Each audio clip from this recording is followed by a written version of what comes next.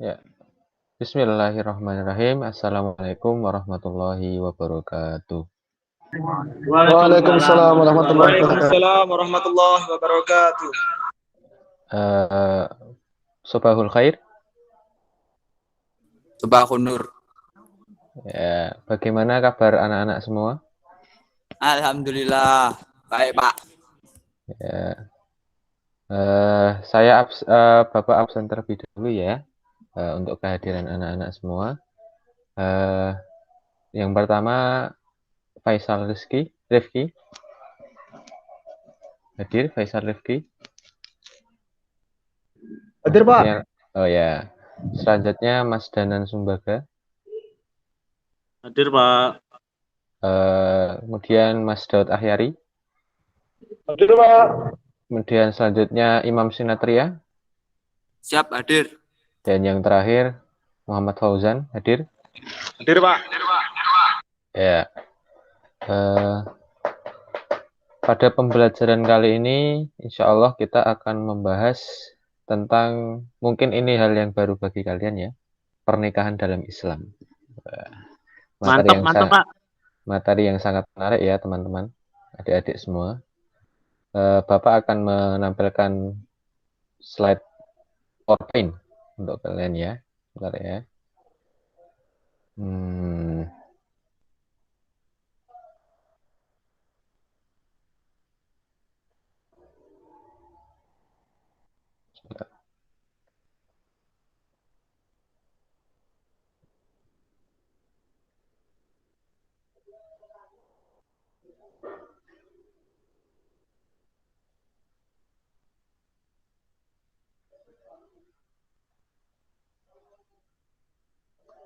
Ya. Apakah sudah terlihat teman-teman? Sudah, Pak. Ya. Ya.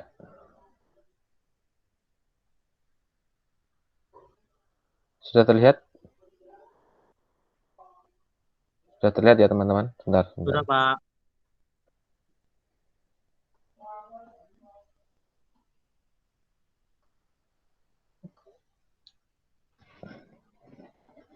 Bapak mulai ya. Yang pertama yang kita akan pelajari yaitu pernikahan dalam Islam. Sudah terlihat ya PPT-nya? Ya, Pak. Kemudian selanjutnya pengertian. Mari Mas Fauzan untuk dibaca pengertian dari pernikahan atau nikah ini.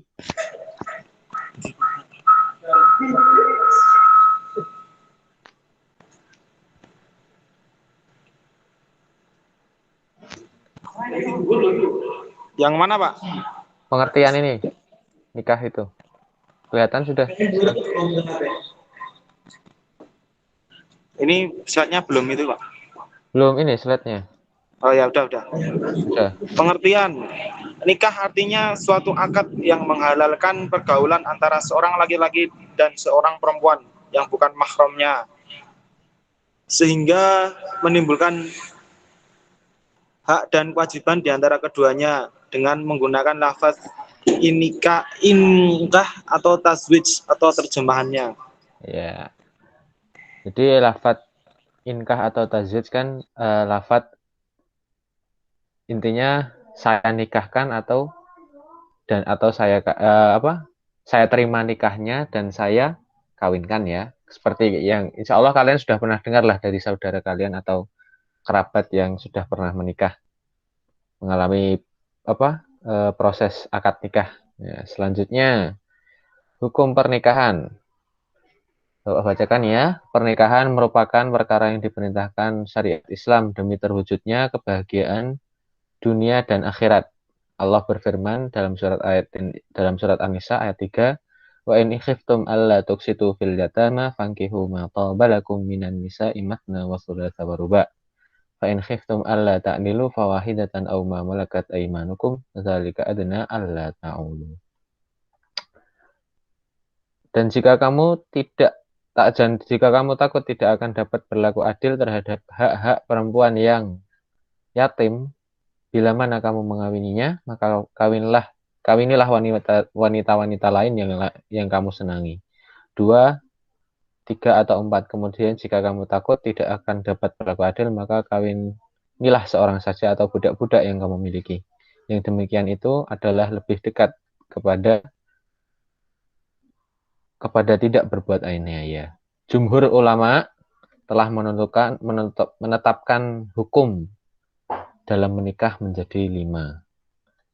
Mari Mas Danan Sumbaga silahkan dibaca. Yang pertama, apa? Hukum untuk nikah. Ya, mubah. Hukum ini berlaku seseorang yang tidak terdesak oleh alasan-alasan yang mewajibkan nikah atau mengharamkannya. Ya. Wajib, Selanjutnya, wajib. Nggak kelihatan itu, Pak. Oh ya, sebentar ya, tak geserkan ya. Oh ya. Hukum wajib ya, ini berlaku bagi siapapun yang telah mencapai kedewasaan jasmani dan rohani, memiliki bekal untuk menafkahi istri dan khawatir dirinya akan terjerumus dalam perbuatan keji, zina, jika hasrat keduanya untuk menikah tak terwujudkan. Yang Ya. selanjutnya sunnah. Hukum ini berlaku bagi seseorang yang memiliki bekal untuk hidup berkeluarga maupun secara jasmani dan rohani untuk menyongsong kehidupan berumah tangga dan dirinya tidak khawatir terjerumus dalam praktik perzinaan dan muqaddimahnya. Makruh. Hukum ini berlaku bagi seseorang yang belum mempunyai bekal untuk menafkahi keluarganya walaupun dirinya telah siap secara fisik atau menyongsong kehidupan berumah tangga dan ia tidak khawatir terjerumus dalam praktik perzinaan hingga datang waktu paling tepat waktu untuknya. Ya. Yang terakhir? Nah. Yang terakhir, haram. Hukum ini berlaku bagi seseorang yang menikah dengan tujuan menyakiti istrinya, mempermainkannya serta memeras hartanya. Ya. Terima kasih Mas Danan. Ya, Jadi tadi hukum untuk pernikahan, hukum untuk menikah yang ada yang mubah, ada yang sunnah, ada yang wajib dan makruh serta haram. Selanjutnya ada prinsip kafaah dalam pernikahan. Bapak bacakan aja ya biar cepat ya. Pengertian kafaah atau kufu artinya kesamaan, kecocokan dan kesetaraan. Dalam konteks pernikahan berarti adanya kesamaan atau kesetaraan baik antara calon suami maupun istri dari segi baik dari keturunan, sosial, status sosial, agama dan harta kekayaan. Kemudian hukum kesamaan tadi atau kesetaraan tadi adalah hak perempuan, kafaah adalah hak perempuan dari walinya. Jadi wali dari orang tua dari perempuan tadi atau dari calon istri kita. Jika seseorang perempuan rela menikah dengan seorang laki-laki yang tidak sekufu, tetapi walinya tidak rela, maka walinya berhak mengajukan gugatan fasakh atau batal. Demikian pula sebaliknya, apabila gadis solehah dinikahkan oleh walinya dengan laki-laki yang tidak sekufu dengannya, ia berhak juga mengajukan gugatan fasakh atau batal tadi. Kafaah adalah bentuk hak bagi seseorang perempuan. Karena itu, jika yang berhak rela tanpa adanya kafaah, pernikahan dapat diteruskan. Beberapa pendapat juga yang mendasari kafaah ini dapat diperhitungkan dalam kafaah, yaitu sebagian ulama mengutamakan bahwa kafaah itu diukur melalui nasab, keturunan, kemerdekaan, ketaatan, agama, pangkat pekerjaan atau profesi, dan kekayaan. Kemudian ada pendapat lain yang mengatakan kafaah itu diukur dengan ketaatan menjalankan agama laki-laki yang tidak patuh menjalankan agama yang tidak sekufu dengan perempuan yang patuh menjalankan agamanya. Dan juga sebaliknya, yang jika laki-laki yang buruk tidak sekufu dengan perempuan yang akhlaknya mulia. Kufu tadi atau kafaah tadi ditinjau dari segi agama. Yang menjadi standar di sini adalah bentuk keimanan. Ketika seorang yang beriman menikah dengan orang yang tidak beriman, maka pernikahan kedua itu tidak dianggap sekufu atau sama. Kufu juga bisa dilihat dari segi ifah, yaitu yang bermaksud yaitu ifah adalah terpelihara dari segala sesuatu yang diharamkan dalam pergaulan. Maka Tidak dianggap sekufu ketika orang yang baik dan mulia menikah dengan seorang pelacur kalau mereka berdua seagama. Dari pengertian ini, ada yang bertanya? Anak-anak, sudah jelas semua? Sudah jelas ya? Ya. Selanjutnya, ada persiapan dalam pelaksanaan pernikahan. Ya, yang pertama yaitu khitbah atau meminang. Nah, yaitu permintaan seorang laki-laki kepada seorang perempuan untuk menjadikannya seorang istri dengan cara-cara umum yang sudah berlaku di masyarakat kita. Kemudian, bagaimana caranya dalam mengajukan pinangan? Pinangan kepada gadis atau janda yang sudah habis masa iddahnya dinyatakan secara terang-terangan.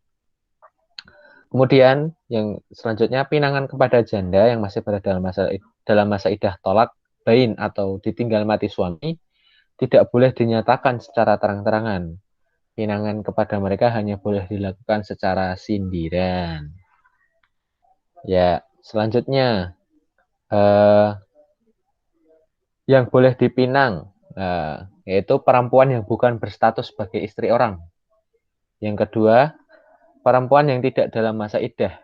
Kemudian yang ketiga, perempuan yang belum dipinang oleh orang lain. Selanjutnya, Mas Fauzan silahkan dibaca syarat dan rukun nikah.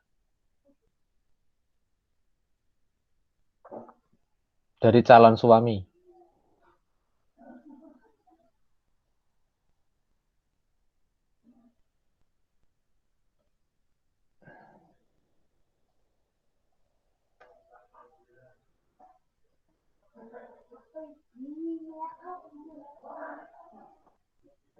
Mas Fauzan, silahkan dibaca. Jelas tidak? Jelas, Pak. Mas Fauzan, silahkan dibaca. Syarat dan rukun nikah. Calon suami beragama Islam, benar-benar seorang laki-laki, menikah bukan karena dasar paksaan, tidak beristri 4, mengetahui bahwa calon istri bukanlah wanita yang haram dinikahi, calon istri bukanlah wanita yang haram dimadu dengan istrinya, tidak sedang berihram haji atau umroh. Calon istri Terus. beragama Islam, benar-benar seorang perempuan mendapatkan izin nikah dari walinya, bukan sebagai istri dari orang lain, bukan juga sebagai mu'taddah, tidak memiliki hubungan mahram dengan calon suami, bukan sebagai wanita yang pernah dili'an oleh calon suami atas kemauan sendiri, tidak sedang ihram atau haji, tidak sedang ihram haji atau umroh. Ya, selanjutnya Mas Imam Sinatria silahkan dibaca syarat dan rukun nikah selanjutnya. Siapa? Syarat dan rukun nikah. Yang pertama wali. Walinya beragama Islam, laki-laki, balik, berakal, merdeka, adil, tidak sedang berihram atau haji.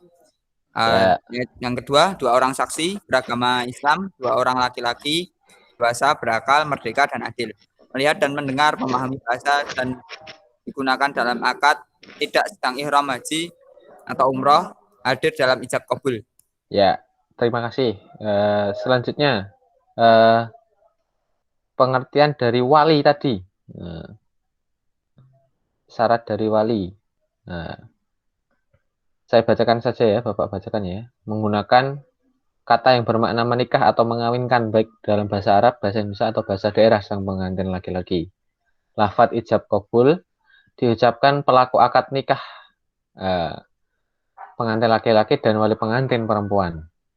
Antara ijab dan kabul harus bersambung, tidak boleh diselingi perkataan atau perbuatan lain. Pelaksanaan ijab dan kabul harus berada pada suatu tempat, tidak dikaitkan dengan suatu persyaratan apapun. Selanjutnya tidak dibatasi dengan waktu tertentu. Selanjutnya ada macam-macam tingkatan wali-wali nikah yang terbagi menjadi 2 macam, yaitu wali nasab atau wali dari keluarganya sendiri, dan wali hakim adalah wali dari pihak kerabat. Wali nasab yaitu yang masih satu nasab dengan sang pengantin perempuan. Berikut urutan wali nasab. Yang paling kuat memiliki hak perwalian hingga yang paling lemah ya. 1, ayah. Yang kedua, kakek dari pihak bapak terus ke atas. kemudian saudara laki-laki sekandung, saudara laki-laki sebapak, anak laki-laki saudara laki-laki kandung, anak laki-laki saudara laki-laki sebapak, paman atau saudara bapak sekandung, paman atau saudara bapak sebapak, anak laki-laki dan paman kandung satu, anak laki-laki dari paman laki-laki. Yang terakhir yaitu hakim, wali hakim tadi. Selanjutnya, ya. Tadi sampai mana tadi ya? Oh ya ini. Selanjutnya, ijab kabul. Nah, silahkan Mas Faisal dibaca ijab kabul. Apa itu pengertiannya dan syarat-syaratnya? Ijab Sebentar.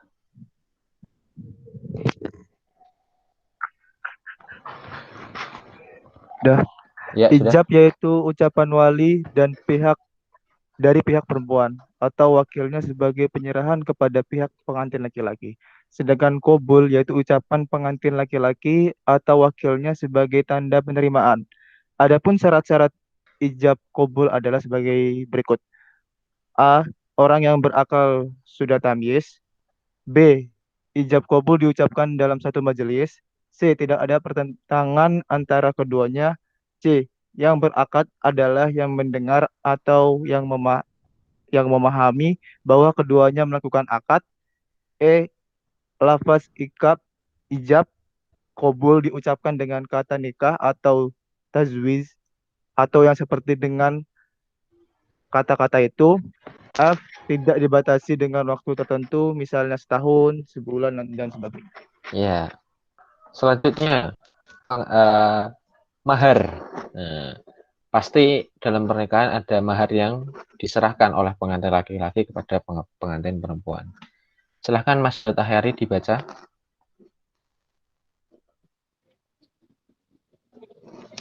Mahar, pengertian. Mahar atau mas kawin adalah pemberian wajib dari suami kepada istri karena sebab pernikahan. Biasanya berupa uang, bisa juga benda, perhiasan, atau jasa, seperti mengajarkan Al-Quran. B. Ukuran mahar. Mahar atau mas kawin adalah pemberian wajib dari suami kepada istri karena sebab pernikahan. Bisa berupa uang, benda, perhiasan, atau jasa seperti mengajarkan Al-Quran. Selanjutnya ya, sekalian. Macam-macam mahar dan cara membayar maharnya. Oke. Macam-macam mahar. Jenis mahar ada dua, yaitu satu, mahar ya. Mahar musamma, yaitu mahar yang jenis dan jumlahnya disebutkan saat akad nikah berlangsung. Yang kedua, mahar misil, yaitu mahar yang jenis atau kadarnya diukur sepadan dengan mahar yang pernah diterima oleh anggota keluarga atau tetangga terdekat kala mereka melangsungkan akad nikah dengan melihat status sosial, umur, cantikan gadis atau janda. D. Cara membayar mahar. Pembayaran mahar dapat dilaksanakan secara kontan atau dihutang.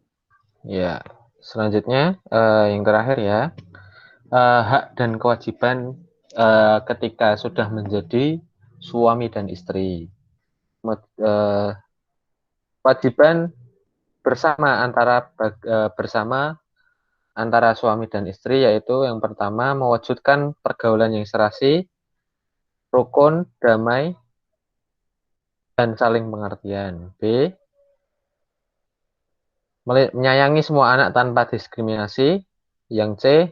Memelihara, menjaga, dan mengajar serta mendidik anak. Ya. Kemudian selanjutnya kewajiban suami. A. Kewajiban memberi nafkah. B. Kewajiban bergaul dengan istrinya secara baik dengan berdasarkan dalil Quran surat An-Nisa ayat 19. Yang terakhir, yang C, kewajiban memberi keluarga berdasarkan surat An-Nisa ayat 34. Yang D, kewajiban untuk mendidik keluarganya. At-Tahrim ayat 6. Selanjutnya, kewajiban untuk istri, yaitu A, kewajiban mentaati suami, yaitu kewajiban menjaga kehormatan keluarganya, keluarga sebagai istri dan keluarga, yaitu An-Nisa ayat 34. Kewajiban mengatur rumah tangga, dan D. Kewajiban mendidik anak. Quran surat Al-Baqarah ayat 228.